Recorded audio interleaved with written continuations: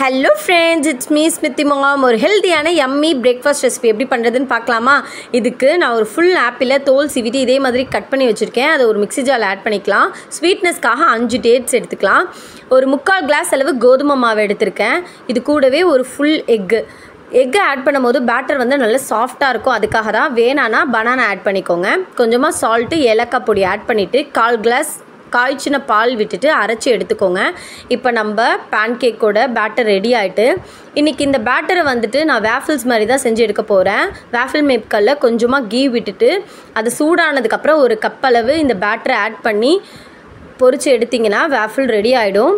Waffle maker இல்லாதவங்க தோசைக்கல்லில் நெய் விட்டுட்டு ஒரு குழிக்கரண்டி அளவு மாவு விட்டு மூடி போட்டு ஒரு 10 மினிட்ஸ் வேக விட்டு எடுத்திங்கன்னா பேன் கேக் மாதிரி இருக்கும். ரெண்டுமே ஒரே டேஸ்ட்டு தான் கொடுக்கும். இதில் கொஞ்சமாக நாட்டு சக்கரை தூவி குட்டிக்கிட்ட கொடுத்தேன். பிரேக்ஃபாஸ்ட்டே வேணான்னு சொன்னவங்க ஃபுல்லாக ஃபினிஷ் பண்ணிட்டாங்க. நீங்களும் ஆப்பிள் சாப்பிடல அப்படின்னா இந்த மாதிரி செஞ்சு கொடுங்க உங்கள் குட்டிக்கு. ரொம்ப ஹெல்த்தியாக இருக்கும். இந்த வீடியோ பிடிச்சிருந்துச்சுன்னா லைக் பண்ணுங்கள். நம்ம சேனலை சப்ஸ்கிரைப் பண்ணிக்கோங்க. பாய்.